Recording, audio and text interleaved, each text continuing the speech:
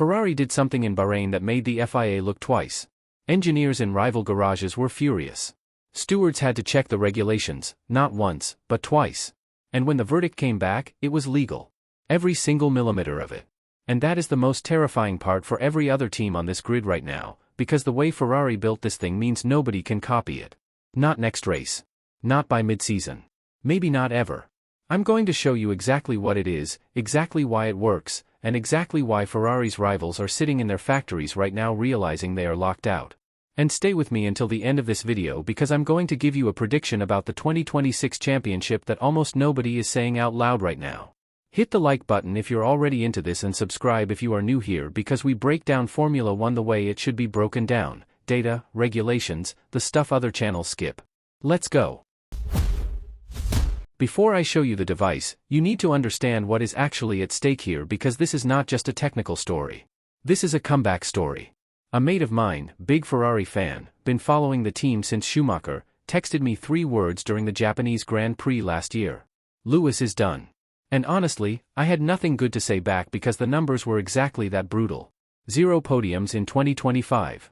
The first time Hamilton had gone an entire season without standing on that podium in his entire career. He finished 86 points behind Leclerc. He was getting knocked out in Q1, Lewis Hamilton, 103 pole positions, in Q1, multiple times. And at one point he got on the radio and told Ferrari they should consider replacing him. A 7-time world champion asking his own team to drop him. That is how bad 2025 was. As the Competitor One analysis described it, and this line hit hard, Hamilton went through a period where he said he forgot who he was. A rare and brutal level of honesty from a driver whose entire career has been built on knowing exactly who he is and what he can do. But here is what changed. I watched Hamilton in Bahrain testing this year. He came out of the garage after a long stint, helmet off, and he was smiling. Not the polite smile you do for the cameras. The real one. The one you saw in the early Mercedes years. He said it himself after testing, reset, refreshed, not going anywhere, and the technical reasons behind that confidence are exactly what I want to walk you through right now. But first, drop a comment right now. Do you believe Lewis Hamilton can fight for the championship in 2026, or has his best shot already passed?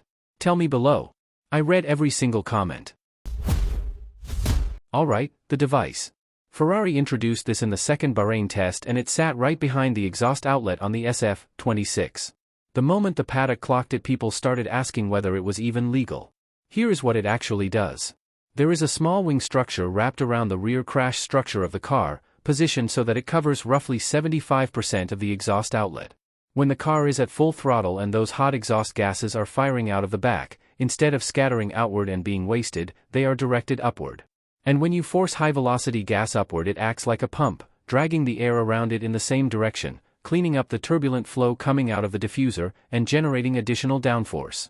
The primary advantage here is cleaner flow exiting the diffuser from the hot and less dense turbulent exhaust gases, which according to the technical breakdown from the race by Rosario Juliana on the 24th of February, 2026 is exactly what Ferrari's aero team under Diego Tondi had been designing toward all winter. Now here is the part that legally locks everyone else out, and this is important, so stay with me.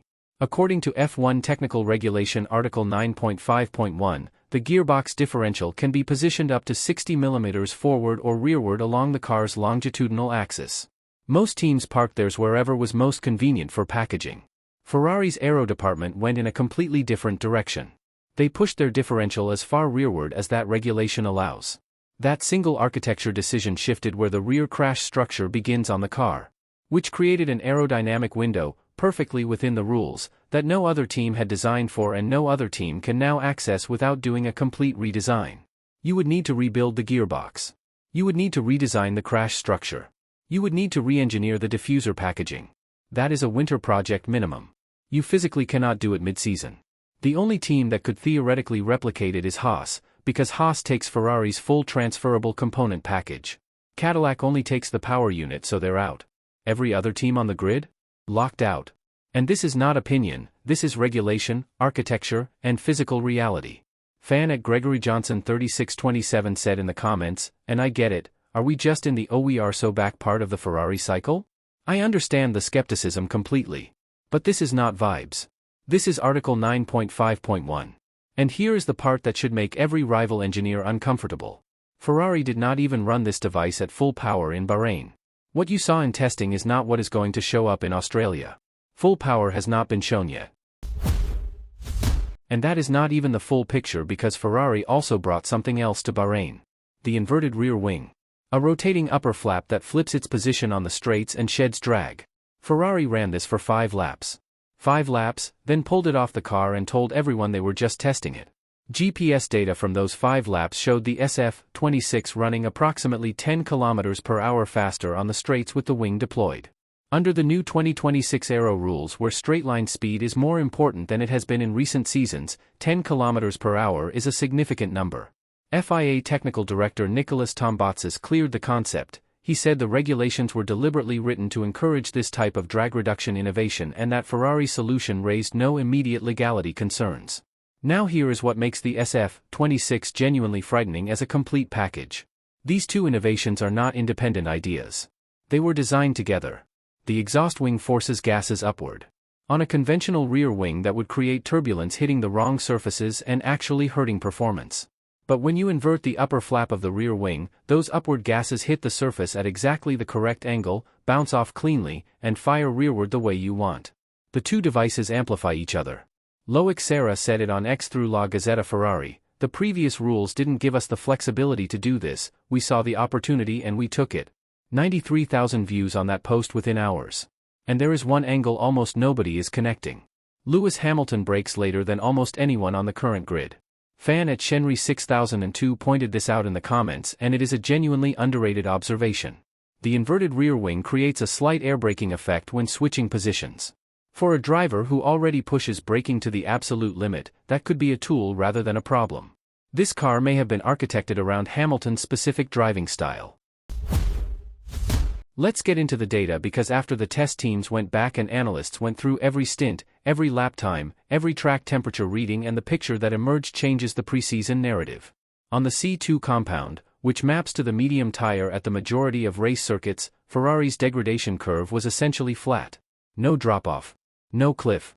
The tire barely degraded across race-length stints. Of all the teams in Bahrain, Ferrari managed their tires the best. It is not close and this is a complete reversal from the situation last year where the SF25 was destroying its rubber inside 10 laps and carrying that problem all the way through the season. Now Mercedes. Mercedes looks fast. Russell and Antonelli were posting stints within a tenth of each other, lap after lap, which is impressive consistency. The general consensus going into Australia is that Mercedes is the favorite. But fan at Trixono1567 posted this in the comments and it is the most important observation I have seen since the test ended. Mercedes didn't really do a full race simulation in week 2. They were doing short low-fuel stints on the C3 compound, 8 or 9 laps and back to the pits. No other top 4 team did this. You cannot call Mercedes the clear frontrunner based on data they deliberately chose not to show. Their true race pace is still unknown. Red Bull meanwhile showed higher tire degradation than expected at lower track temperatures, which is a warning sign. At higher temperatures that gets worse. And McLaren may be carrying the heaviest car on the grid right now, which creates a performance ceiling they will struggle to lift without major weight-saving work. So the data verdict at this point is this. Ferrari has the best tire management numbers. Ferrari has an innovation rivals cannot copy. And Mercedes has not shown their hand on race pace. Remember at the start I told you this might be a Brawn GP moment? Ferrari has the weapon. Ferrari has the tire data. The pieces are in place. Whose side are you on right now, Ferrari or Mercedes for the Australian Grand Prix? Drop your pick in the comments. Let's see this community divided. Drive to Survive Season 8. Dropping very soon. Reviews say it is too polished, too PR managed. Baku, Singapore, Piastri's late season collapse, reportedly softened or ignored entirely. 3 things you need to know and we are moving fast. George Russell on camera talking about the Verstappens, they like to manipulate situations quite a lot, 460,000 views on X. Christian Horner on his sacking, it was Mintzlaff's decision with Marco advising from the sideline, 650,000 views. And the Toto Wolff, Horner text exchange after the sacking which I cannot get enough of. Toto, on one hand you've been a complete jerk, but the sport will miss one of its main protagonists, who should I fight against now? Horner back, thanks for the rivalry, nobody came close to us. The stats show it, PS you need a haircut. That is Formula 1 right there. 2 rivals who spent a decade tearing each other apart, and they are the only 2 people in the world who actually understand what the other one went through. Aston Martin. Their own team principal made a statement this week that tells you everything you need to know about where they stand. The only reason Aston Martin is traveling to Australia is because the Concord Agreement legally forces them to. If they had a choice, they would stay home. Honda's power unit is reportedly around 5% off the pace of the leading power units on the grid right now. At Melbourne, the 107% qualifying rule gives a buffer of roughly 5.3 seconds off the fastest Q1 time. Aston Martin could be dangerously close to that margin. Honda's stated timeline is reliability improvements by China and more power by Japan. Fan at _Serenito_97 on X said it perfectly, yeah, China will become Japan, and Japan will become the race after, and so on. And if you remember Honda's promises from 2015 through 2017, you understand exactly why that skepticism is completely justified. Fan at Cyclopes 968, why did Honda even hold a launch event for their engine after creating such an abomination? Fan at Mark Dash, if Cadillac beats Aston Martin, the entire grid owes Andretti a public apology. Both of those comments have more than a decent chance of aging very well by the end of the season. Here is where we stand. Ferrari has built a device that exploits a legal window in the technical regulations that rivals cannot access without a full redesign. Their tire data from Bahrain is the best of anyone on the grid. The inverted rear wing has not been shown at full power yet. Lewis Hamilton, written off by half the internet 12 months ago, is smiling for the first time since his early Mercedes years. Meanwhile, Red Bull is dealing with political fallout, Aston Martin is going to Melbourne to avoid a fine, and Mercedes is fast but hiding what they truly have. This is the 2009 Brawn GP setup. Different team expected to dominate. Different winner arriving. Here is my prediction, and I want you to screenshot this right now.